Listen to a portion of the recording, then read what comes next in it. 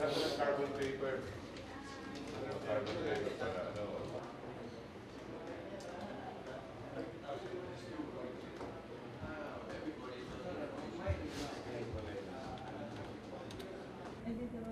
Medyo kinabahan ako dahil biglang malaki ang bagsak ng market.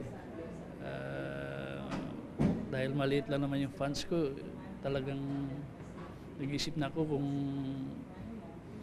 magsi-sell off na talaga ako dahil yun nga, hindi na, parang talagang malaki ang pagkababa ng market. Bakit nila ba't hindi tumatak?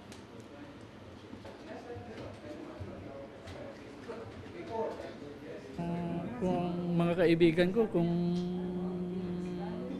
ganito ang market, mas maigis ko na medyo lumabas muna kaunti at saka tingnan kung saan talaga ang direction ng market. Kung medyo stable na, saka na lang sure na pumasok.